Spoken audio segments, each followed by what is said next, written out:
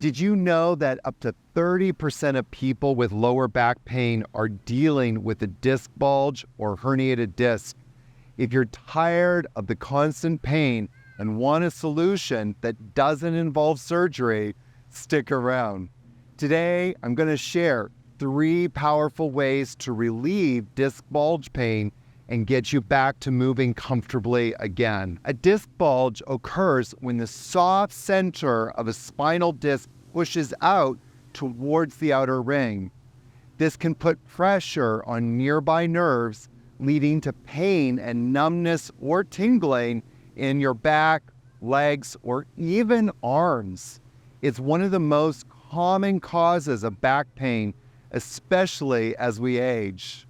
Symptoms you might experience include a sharp or dull pain in the lower back, often extending to the legs, numbness or tingling down the leg, commonly mistaken for sciatica, increased pain when sitting, bending forward, or lifting up heavy objects. Research indicates that more than 90% of disc bulge cases can improve with non-surgical treatments, so surgery isn't always the answer. Dealing with disc pain can feel overwhelming, but don't worry, I've got you. I've got similar relief techniques on my channel. If you're interested, have a look around on my channel and tell me which exercises or muscle activations you like. Disc bulge pain can make daily tasks feel like a struggle, from getting out of bed to sitting for long periods of time. Even simple movements can trigger discomfort. It's draining both physically and mentally and can limit your quality of life. But the great news is that disc bulge pain doesn't have to be a life sentence. With the right strategies, many people find significant relief and regain their mobility without needing surgery. So let's get into the top 3 ways to manage this pain effectively. But first, let's look at some myths and facts related to disc bulge pain. Number 1, disc bulges are permanent. Disc bulges can heal with the right care. Physical therapy, muscle activations, and exercises that strengthen your core help the disc retract and alleviate the pressure. Myth number 2, you need surgery for severe pain. And the fact is that surgery is often a last resort. Non-surgical treatments such as targeted exercises and lifestyle changes often provide relief. As we said earlier, studies have shown that over 90% of people recover without surgical intervention. Myth number 3, rest is the best cure for a disc bulge. And here's the fact, while short-term rest may help, extended inactivity can often make things worse. Gentle movement is the key for strengthening the surrounding muscles and aiding in recovery. So friends, the first pose that we're going to look at is Sphinx pose. This is one of the best poses to getting rid of disc bulge pain and actually healing bulging discs. I have my student here, Angela. She's going to demonstrate Sphinx pose. It's so simple. You just simply come and lie down on your stomach and you prop yourself up onto your forearms with your elbows underneath your shoulders. The main thing here is to relax in the lumbar spine. Really try to relax. Work on staying here for up to 5 minutes and longer if you like. This is one of the best postures and practices for bulging discs. But also remember, if you're going to do this passive pose, because it is a stretch, make sure you do some activations afterwards to make sure those muscles are working properly. The next pose that we're going to look at is a pose called quadruped. This pose is mind-blowingly amazing for anybody who's dealing with bulging discs or lower back pain. To start off with, just simply come onto all fours. Now, as you're on all fours, you want to lift the back leg up off the ground. Keep the leg as straight as possible. The second cue here is to lower that hip. And yes, Lower it a little bit more than you think you should. The third part is to lift that leg up as high as you can without lifting that hip. You want to drive the sacrum up to shorten those back muscles. Now, the next part here is to lift the opposite arm. So if you're lifting your right leg, you're going to lift your left arm in opposition. Now, if you're new to this, perhaps just stick with lifting the back leg up for the first little while.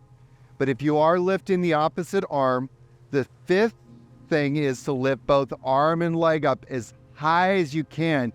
Do you guys feel this in your lower back muscles? If you do, give me a comment below and let me know. Yes, I'm feeling it already. You want to do this for 6 seconds and then do the other side. You're going to go back and forth for 12 times. Do it 6 seconds on one side, do it 6 seconds on the other side, and keep going back and forth so that you do it 6 times on each leg or each side. That's really important. Again, please remember, you don't have to lift up the arm if you're new to this or feel a little bit of imbalance. The next thing that we're going to do here is the psoas major muscle activation. Now, the psoas is super important because it literally holds your lower back in place. It stabilizes that lumbar curve and it holds all of the joints of the lumbar spine in place. One of my favorite simple ways to do this is a pose called figure 4 pose. Now, figure 4 is often used to stretch the glute muscles. We're not going to be stretching because we don't stretch here. We only activate. So what you want to do is set up for figure 4.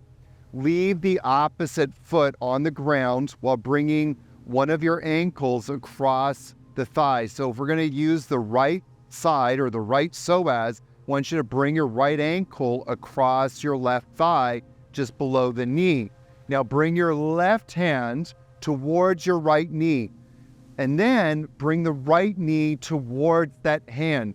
Don't try to reach for the knee. Let the knee come to the hand. The most important thing here is to press the knee into the hand. Don't press the hand into the knee. Press again the knee into the hand. You're going to hold that for 6 seconds and repeat that 6 times. This will start to activate and strengthen the psoas. Friends, this is a pose that you should be doing every single day if you've got any lower back pain, and more importantly, if you have any kind of bulging disc pain. This will start to correct it and fix it very quickly. I know because I'm a living testament of these muscle activation practices working.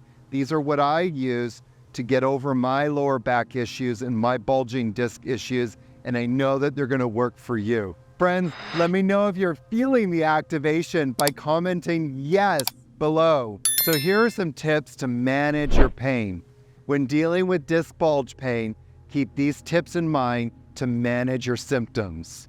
Number 1, avoid prolonged sitting. Try to get up and move around every 30 to 60 minutes. Number 2, use proper lifting techniques. Always bend your knees, not your back. Tip number 3, stay active. Low impact activities like walking can help keep your spine healthy. Disc bulge pain can be tough, but you're not alone, my friends. Small changes can lead to big improvements, and you've already taken the first step by watching this video.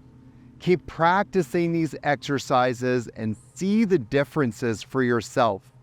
To keep improving, I recommend watching my pain relief videos on my YouTube playlist.